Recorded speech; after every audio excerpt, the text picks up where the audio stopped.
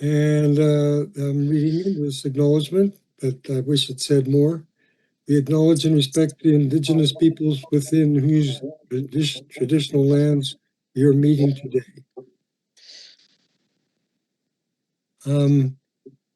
Anybody want to move the adoption of the agenda? I will, Sarah. Good. Second? I think. I'll assume somebody's going to second it. Me, I guess. Yeah. Okay.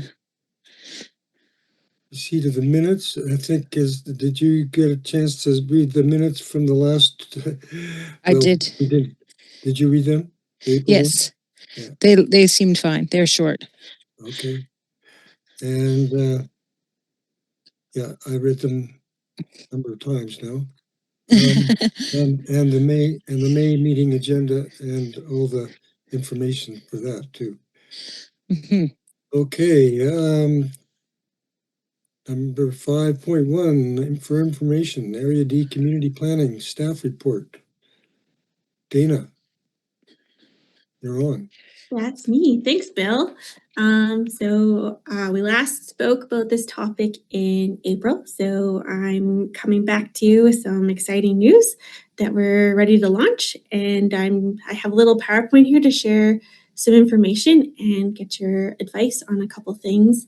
So bear with me. I'm going to share my screen, and feel free to jump in anytime if you're having trouble hearing me or if you have a question. Let's just... Okay. Okay. Come on, you.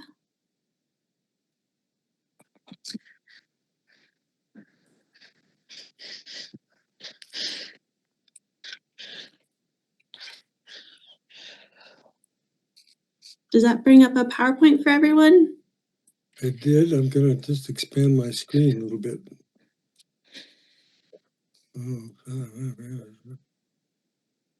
Hey. Oh, it needs to be bigger. There. Yeah, that'll do it. Yep. Okay. Okay. So I won't take up too much time because I know you have a packed agenda, but I'm just going to use these slides to help me give you a brief project recap and an update on what's happening, and then share some exciting things about our project being ready to launch, what that looks like, and the upcoming community engagement events that are planned for the summer. Nice. Okay. So the project overview, it starts where work was completed in 2021 to host land use planning discussions for communities in Area D. The goal of this project is to create new opportunities for community land use discussions between RDCK and Area D community members. And this is with the purpose to learn about different planning tools and to listen to communities about their needs regarding land use. And then using that community direction, the RDCK Planning Department can work towards updating Area D's land use bylaw, focusing on updating and expanding planning tools, for example, zoning, to additional communities that want them. And the first step, of course, is to explore if there are any that are interested. And so it's led by the planner too, which is myself. So I'm the contact if any questions come up from you guys or any members of the public. And then there'll also be lots of support from the other planners in the development and community sustainability staff. The anticipated timeline is about a year and a half with a goal completion date of next fall. Okay.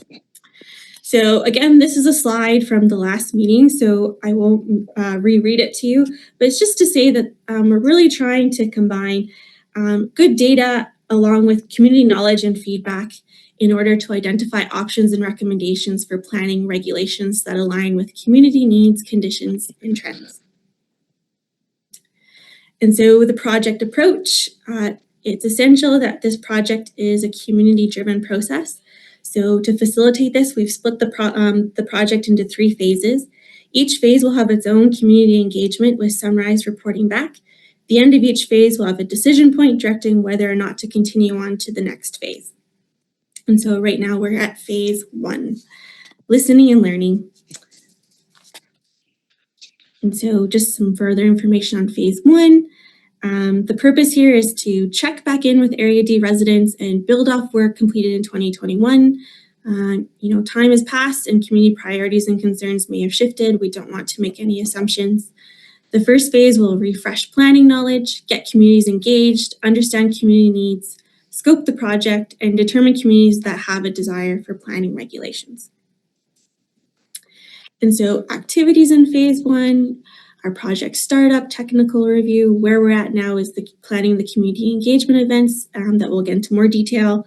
And then once those are completed over the summer, there'll be a reporting back and a decision point. Where should zoning or other planning regulations happen? So project launch. So we're ready. All this stuff has been prepared in the background. When we last met in April, we were sharing the draft project charter that was approved by the board in May, which kind of gave us the green light to get going. And so we've been working behind the scenes to get a bunch of things ready for project launch. So here's how we're getting the word out. There's an Engage website that's posted on the RDCK webpage, which I'll show you in a minute here.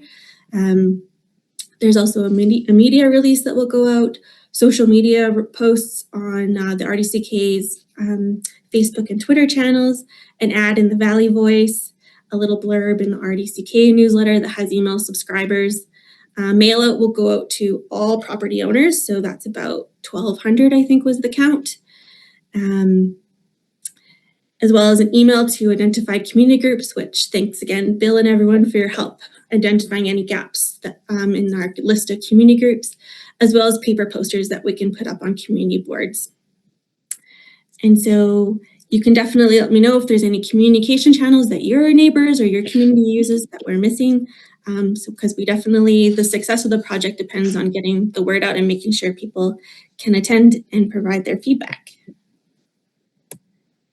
So at this time with the launch, most of the project materials will be located on our Engage page, and there's the link.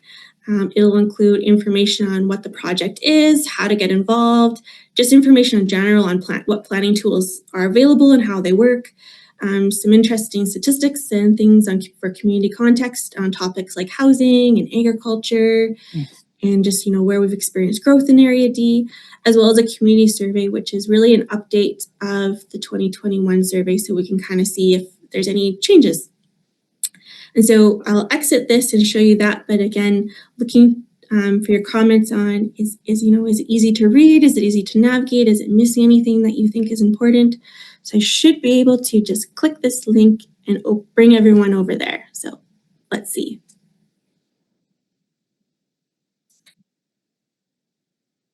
How's that? Can we see a new web page now? There's a little title, Area D Community Planning. Yep. Awesome. Thanks, Bill. So this webpage is hosted on the RDCK webpage. I can show you how to get there too. That might be a good idea. But generally it has the overview, which talks about, what this project is, why are we doing it, and why are we doing it now? A little blurb about what's the process, and just sharing the results here. You can click and look back at the community survey results from 2021. There's FAQs, so frequently asked questions, all about zoning and planning and kind of the questions we hear often at the counter. I'm just going to scroll back up. And then there's different tabs across the top. So Land Use Planning 101 will give you information on what planning is and where you can learn more. So there's a Zoning 101 video that we've put together on the sidebar. There's the FAQs we just showed you, and I'll walk you through the rest as well. And so you can check on links, and that's where you can locate Area D and all the other areas, existing bylaws if you're curious. Documents is where we'll host all the documents as they come up. Right now we have a map of Area D, which includes all the communities. We have the survey results from 2021. We have a little circular that just talks about what the land use planning tools are, what they can and can't do, and then a newsletter number 1, which is going to match the community mail out that everyone is going to get. Community context. So here's some backgrounders again that I was talking about, which shows just some information about different topics in Area D that kind of gets the conversation started. So for example, if we look at land use and growth, tells us, what kind of land uses are in Area D according to BC assessment, where are lots being created, where are building permits being issued, what kind of planning tools relate to that. So there's a couple of those there for each topic. And then lastly, the survey can be accessed here. And so you can take the survey. There's an option here to ask a question. So you can log in, type in your question, it gets sent to me, and then I would post a response that would be made public on the website. So if there's other frequently asked questions, people can say that. If you look onto the sidebar here, there's a sidebar here where you can put in your email address to subscribe to email updates. And so I'm imagining as we go on, we'll keep updating, issuing new newsletters, and those that are on the email list can get updates. We'll also post on the website updates too, so you can see what's happening in the project. Here's my contact information, key dates. I won't go into too much detail because I have a slide to talk about this in a minute, but these are what's coming up in the summer, when the survey closes, and when we'll report back on phase 1. And then here's how you can access that little video. So a really quick rundown, but if you want to take a look at the website and you have any feedback about how it looks or things that you think should really be on there that aren't, feel free to give me a shout. It's actually pretty user-friendly, not too hard to make changes. Seems like it, yeah. So I'll just jump back to the slides. Do we see slides again? So here's the community events. So it's kind of laid out 3 days of events that are spread out across Area D because we really wanted to focus on in-person. We heard a lot, again, 2021 was COVID times. We did it all virtually. We heard a lot from people that, this really should be an in-person conversation with the communities. And so taking into account the large geographic area of Area D, we've tried to lay out different pop-ups that cover lots of the communities. And so during the day, we'll have a pop-up, which is just kind of casually, we'll have a little RDCK tent and people can come talk to us. We'll probably have some brochures or something we can hand out in different areas, and then a community open house that will take place in the evening. And that would be more like come to a community hall. We'll have boards up and kind of things that you can interact with and talk with staff. And so Director Watson will also be at all these events. I just have a little question about, it says pop up at Fletcher Falls.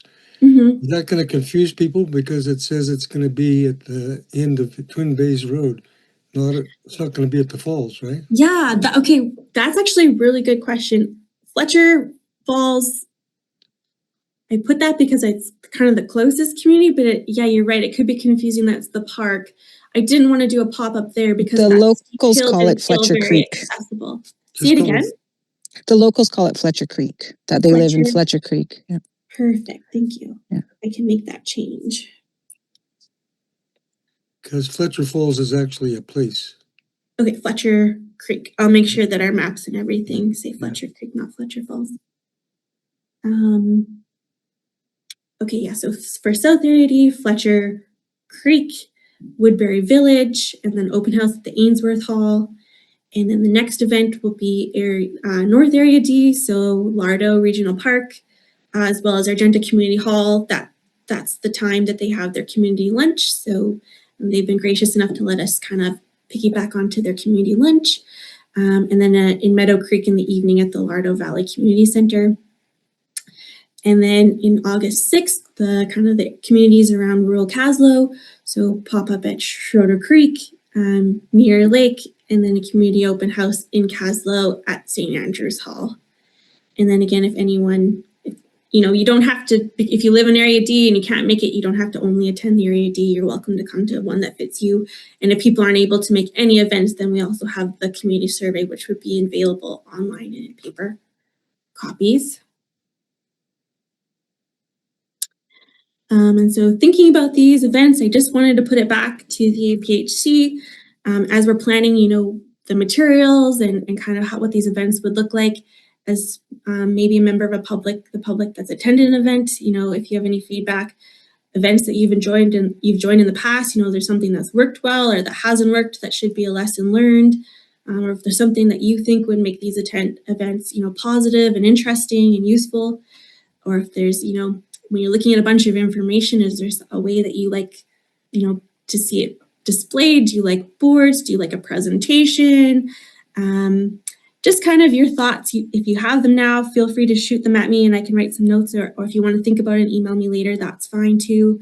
But again, your feedback, kind of thinking from the perspective of someone that might be coming to these events, would be really appreciated and helpful.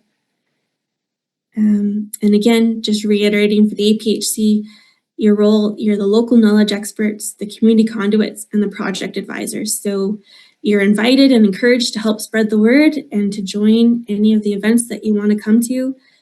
Some ideas I had are I can send you or anyone else paper posters if you have community boards in your community that you want to post a poster at.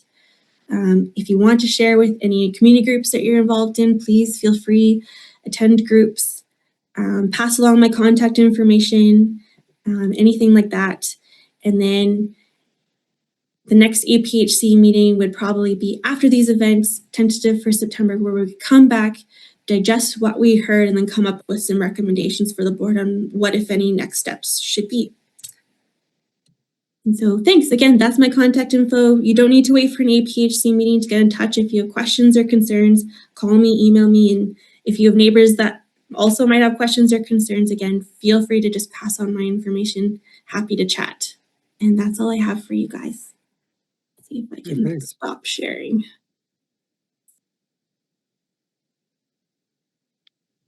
There we go. We should be back to our normal screen. Is that working?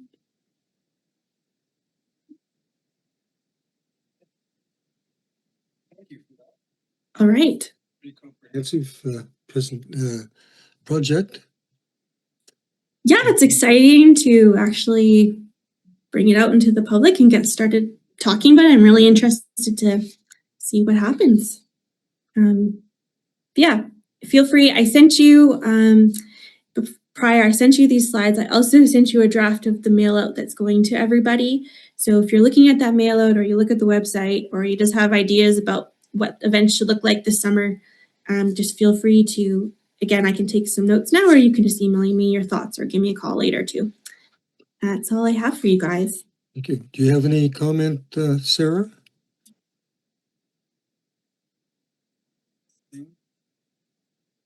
How about the observer? No, Sarah, thanks very much.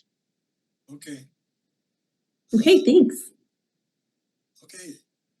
Well then, thank you, Dana. We'll move on to the Hamel Creek's application for a development permit in Bulmers Point. Hi, this is Shelley. Through the chair, Zach texted me that he won't be able to make it. Oh, well, I can can help answer some questions on this file if you guys need it, but I don't know it as well as Zach. how about does Dwight want to step in there and make a? Yeah, I could essentially this is lot 17 at Bomers, and we applied for a building permit where we want to build the house well within all the covenant lines. There's no issue. This is they did a environmental assessment back in 2010, and we respected all of the boundaries and everything. We had Massey come out, and they verified everything where we have the building laid out. There's no issues with it. We've had the RDCK required us to have a geotech to come out to confirm that we fit within the flood zone area, and everything has been confirmed and signed off by the geotech. The only issue with what triggered this water development permit is in 2017, there was a fire on that lot on the beach. And the owner had a contractor there. They went down with a machine and put the fire out. There was a lot of garbage left over from probably 25 or 30 years ago that caught fire there. So then, and Tricia Brown is the owner, she contacted Ministry of Land, Mines, or whatever, and they came out and they assessed it and told her what she had to do to kind of, put it back, and everything was good. They completely signed off on it. They had no issues with it.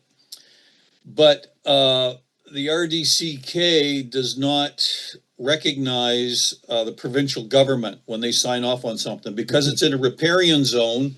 The RDCK said that's not good enough for us. We need to, you got to bring in Massey Engineering. So Massey Engineering came out at $9,000, looked it over, and in the report says that, yeah, they got to plant, I don't know, I think it's like 47 plants or something like that.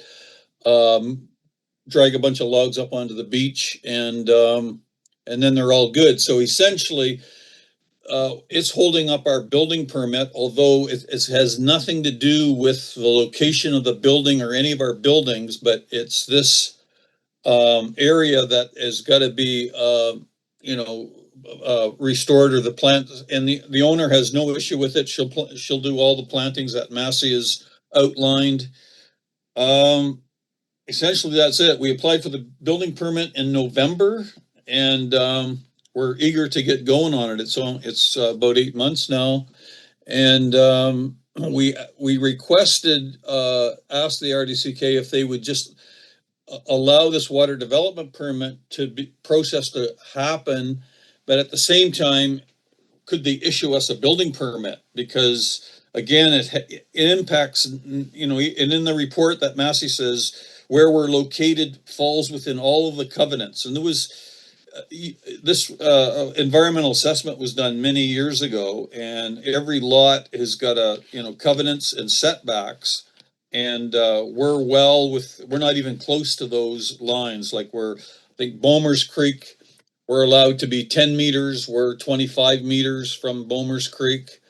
We're about 10 meters back from the riparian line along Kootenay Lake, and we're about 10 meters away from the ravine for the downhill flood. So we're well within all of the boundaries, and so yeah, we're just now got to go through this water development permit process, and hopefully we can get a permit soon. I have to say I was quite impressed with the presentation that was done that we got last in May, I guess, and I enjoyed that, and I'm quite familiar with the area myself. Sarah, do you have any comments about that? No, I think that from what I've heard and what I've seen, it seems to me that like the holdup is a bigger challenge than anything else. And I think that if there's opportunity for that, the planting to happen on honor, and like I know that the RDCK can find other people that didn't adhere to it, but that's the only thing, like to have that, make sure that the plantings happen, like whether the trees are bought or whatever, that then I think I'm in favor.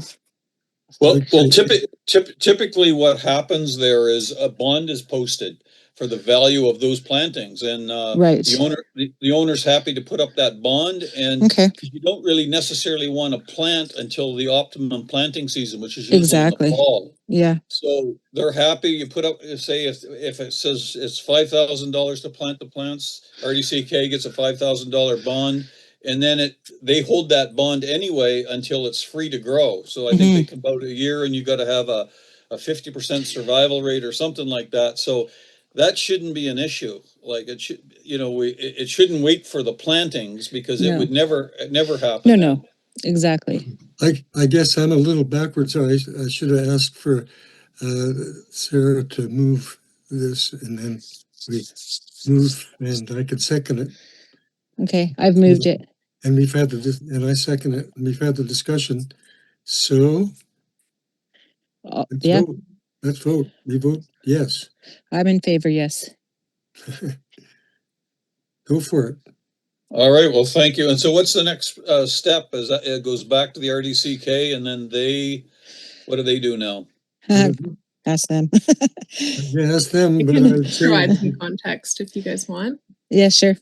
yeah, and So- then could we also just recommend that they approve the building permit too? I mean, that's such a comprehensive report there that I don't see there's any reason not to just go with this. Mm-hmm. I think that would be helpful if it was a recommendation, because even Massey Engineering actually made that same recommendation, that it shouldn't have to hold up the building permit process. And I'm happy to amend the motion to include that recommendation if necessary. Good, I second that. And So I vote in favor and so does Sarah, so carried. With the record. Yeah, and I can provide a little bit of motion. context on the process if that's helpful for you guys from just Sure. the procedural side. So basically the watercourse development permit is in place to ensure that no unauthorized riparian disturbance occurs, and that if it does occur, that there's remediation. Generally, the way this would normally happen would be, rather than doing the works ahead of time, someone would come in and say, hey, I need to remove these trees, I need to do whatever vegetation alteration. They would get the mass report, they would say this, then we'd evaluate it, issue the permit, and then they could apply for their building permit, then issue that permit.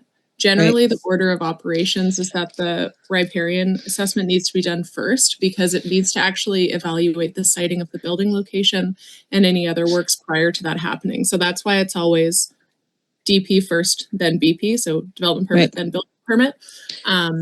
But in this case, generally, it's like the day we issued the DP, if the building permit's already in, they can pretty much do it within the next day or two. Okay. So that's always the standard practice. Thank you. And right now, like the development permit, once it's issued, so once it's been reviewed and issued, we don't have to wait for the plantings or anything like that. We just take the securities, we issue the permit, and then they're good to go on the building permit. So, yeah. Well, go for it. Sounds good. It's been built. Looks like a lovely place. Mhm. Okay. Okay. That's done. And yeah, Dwight, you can check in with Zach too, on how long he thinks the timeline will be for the actual like issuance of the development permit. And just to see that, because I don't know if the referral period has closed, like there could be comments from other agencies too that may need to be addressed. Just have to see on that front. Well, Okay. We approve Thank it.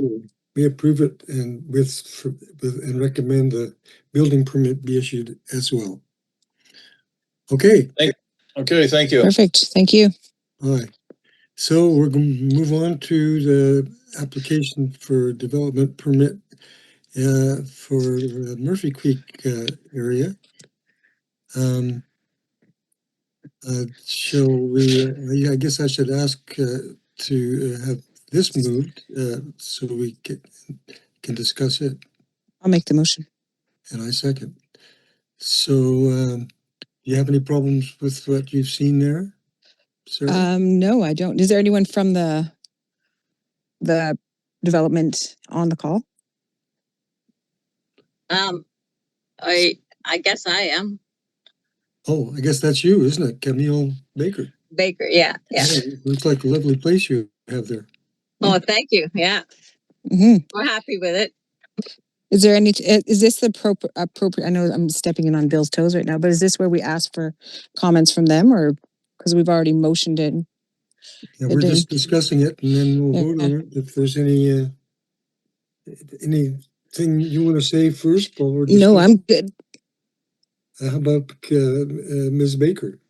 No, I think Massey issued a fairly comprehensive report on what was done, and they recommended nothing can be done. There's no remediations. So we're okay with that. Okay. Oh, good. Let's vote. Let's vote. All right. Yes, I'm a favor. And I am too. So enjoy We're just your a very place. congenial bunch. Yeah. Enjoy your place. Thank you. Yeah. Okay. Bylaw 54, bylaw amendment referral form. Zoning bylaw amendment application dated May 4th from City Chesenko Planner 1 was received. And I think I do remember looking at that. I guess I'm going to move that. Yes. And I second it. So what do you have to say about that, Sadie? Yeah, I can just give like a brief overview. So basically what's proposed here, and this is currently only for the sort of Ainsworth area, the only place where you guys have zoning right now in Area D. So this is sort of a proposal that there's sort of two parts to the application. Some of it is just housekeeping amendments, so little things to clarify the bylaw, like terminology. That hasn't really been controversial in any way. But do let me know if there's any concerns you guys have from that front. And then the second part is the more substantive portion, which is the changes to the way density would be calculated in these zones. Right. In this case, it would be shifting from lot area, so saying like this is the number of dwellings you can have per lot, to saying you can have a certain number of dwellings per lot depending on the size of your lot. So we call that calculating it by site area. Now that's the way it was used to be done about 2 years ago. And so the idea is that we switch back to that way. So that's what's sort of proposed at this time. It doesn't really affect anyone in this portion of Ainsworth right now because all of the lots in Ainsworth are super small. So there's not really a substantive change, but happy to answer any questions you guys have on that. There was one thing, well, I'm looking at the wrong place. Well, I can't find what, well, what I noticed was that there was a little confusion about the single family dwelling and but in the text you had you hadn't changed it so that it was consistent. Okay. I'm just trying to find it. So Yeah, take a minute and see it. If you found an error, I would much appreciate it. Definitely don't want that getting in the bylaw. that's the development permit.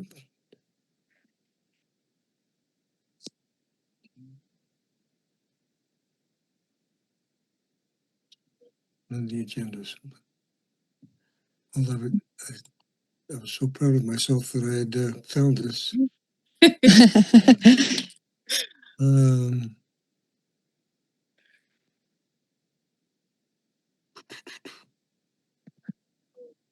If it's two is something you just can't find, like you can always send it to me after and I can track it down. But yeah, it was because I haven't found your. I had it. I thought I had it already set up here, but is it in the project charter? No. no, was it in like the actual like amending bylaw or the concurrence table with like the red writing in it? Because that it would be closer to the end of the Well, it was agenda. it was just in the terminology, and you were. It was just. I think it was even on a table, and just there was single Detached housing? single detached housing and Mhm. single family dwelling. Yeah. They weren't consistent. I mean, they should have all been single detached house. I think Yeah. the way it is, it should have all been that. And I think it still Yes. said single family dwelling. Okay. Well, I'll take a look through. Let's do a word search there. Yeah. Let's see if I can find that. Or SFD. Look for that. And then it should be single detached house. But minor point, but just for consistency. Mm-hmm. Mm-hmm. Well, yeah, I'll try and lock that down. If you find the exact spot it is, let me know, but I will I've just made a note of it here. Yeah.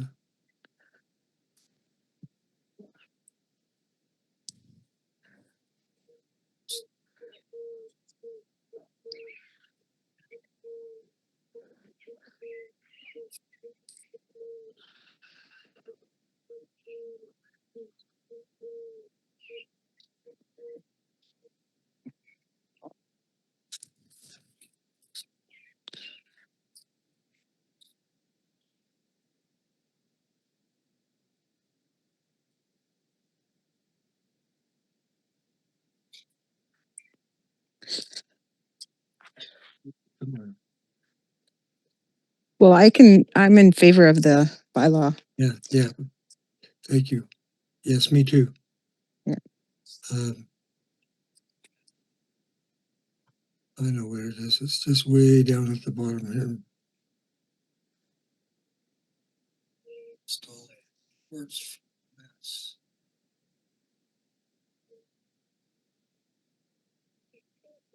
Yes, okay. So we're in favor of that. Yes. So we can go to the next, I guess. Talk about change of time. Very good.